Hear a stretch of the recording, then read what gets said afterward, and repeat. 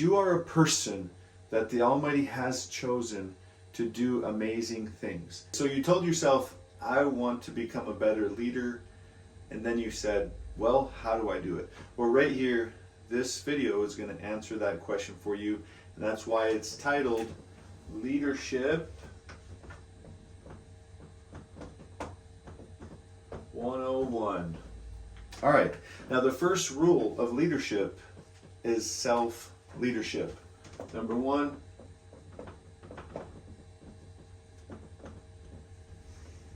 so if you want everybody else to get better and to do things better, then you first have to lead by example. So the first thing you got to do is do a self-assessment. How is my personal leadership of myself going right now? Am I getting up early?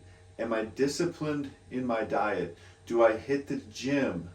Do I take my health seriously? Do I have a big, do I believe in myself? Do I have a heart that is capable of loving others because I also love myself? You've heard the saying, hurting people hurt people. Well, that is loving people love people. Are you the type of person who just says, oh, screw everybody, I hate people? Or are you the kind of person that says, I have a big heart for people. I want to see people thrive. I want to see them grow. See, that's how a leader thinks. They want to help people. They want to serve. It's called servant leadership. But you can't do it if you're not self-leading. Next one is be disciplined.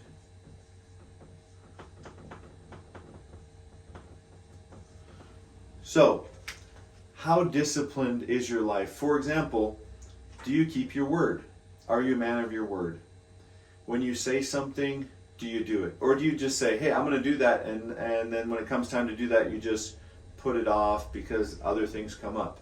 Like, how disciplined are you about your cell phone? Are you on your cell phone for work purposes, or are you on your cell phone for distractions? All those videos that are dragging you down, taking you down rabbit holes. Or are you using your phone to help your life, like looking things up that are going to bless you and pour into you, and staying away from the stuff that's dragging you down and making you think negatively, like a complainer? So that leads us to the next one. 3, don't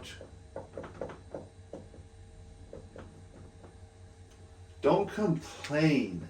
There's so many people that think that they're a leader and they're just leading in the wrong direction, because the first thing they do when something goes wrong is they point the finger at everyone else, they criticize them, and then they complain about those people. See, if you're a leader, it all comes down on your shoulders. So you have to take complaining out of your life. And when you do, you'll be able to hold other people accountable and say, hey, we're not here to complain about that. Let's just see what we got to do to fix that. We need to change it. This needs tweaked, that needs tweaked. And then we can run and not grow weary. The next one, personal accountability.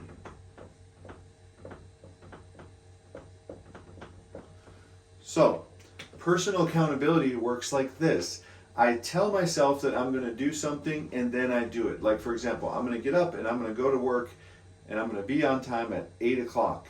And you do that totally consistently, without anybody else having to push you and pull you into work. Or you tell yourself, hey, I'm going to get this done with the children. I'm going to get that project done. Or these guys at work, we're going to make sure this happens. And then you hold yourself accountable to say, even if I don't feel like it, then I'm going to go ahead and do it anyways. See, it's irregardless of how you feel, you just make it happen. See, real leaders and real men, they step it up to make it happen no matter how they're feeling inside. And the chances are that as you're doing it, then you're going to realize, man, I'm really thankful I took the step and got this work done even though I didn't feel like it. Because as you're doing it, you're going to realize, man, this is pretty cool. I'm enjoying this. And that brings us to the next one, number 5, validation. So, where are you getting your validation from? Are you always looking to other people in the world to help you feel validated, to give you permission to live and to do what you want to do? Or are you the person who's like, hey, I'm going to do this thing. I don't care what anybody else thinks. And I'm not talking about bad stuff. I'm talking about good things. I'm talking about personal growth, developing people, becoming a better leader, becoming a better husband, of becoming a better father. All the stuff that's looked down upon in this world today. See, because foolishness, it's on the rise, and actually doing the right thing, well, that's on the decline. So you do have to be a leader, and you have to stand out, and you got to be willing to say, hey, I don't care what anyone else thinks. I know that I'm doing the right thing, and that's the thing that I'm going to do. I don't need permission from anyone else to live my life, because I'm a leader. I am showing the way. And that doesn't mean, here's the thing, that doesn't mean that you always have every answer. That doesn't mean that you're the greatest person in the world, or you walk around with pride and arrogance thinking that you're always right. Actually, it's the opposite. The best leaders are the ones who put teams together and who are good at putting together different talents and saying to themselves, I might not be the best at this, but I'm going to put the people in place, and I'm going to appreciate those people and show them that I appreciate them, and talk about how much I appreciate them at the skill that they have, because that's a skill that I don't have, and I see that they're better at that than I am. That's a real leader. It's somebody who can pull people together and work on a mission together and go for a goal. So a big one right here is certainty. So if you're walking around without faith, without certainty, then you're really not going to be able to get anywhere, because you don't believe. 80% of all the things that we're talking about is just belief. Do you believe in you? Do you believe that you are called by God to be a leader and somebody who's changing the game, a trendsetter, somebody who's different? You're not afraid to be alone. Because if you're afraid to be alone, you're disqualifying yourself to be a leader.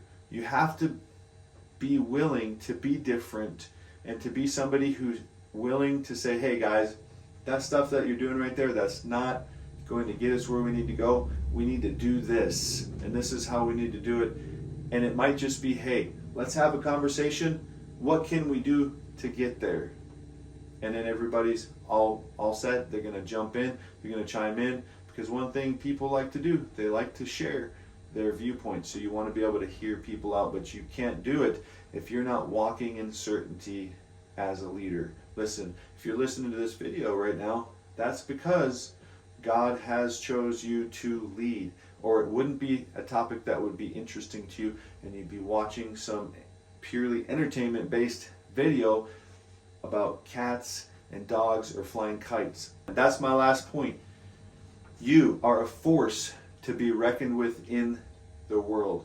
The Almighty is with you, and you must lead. There's no option here. It's not optional. He is looking for leaders that he is calling up to serve at the highest level of service for him. In order to do that, you have to have faith and stop focusing on all your weaknesses, and realize that you are a person that the Almighty has chosen to do amazing things. It's already in you. All you need to do is open your eyes and start looking for opportunities to serve at a higher level for him, and then you will see your leadership will grow.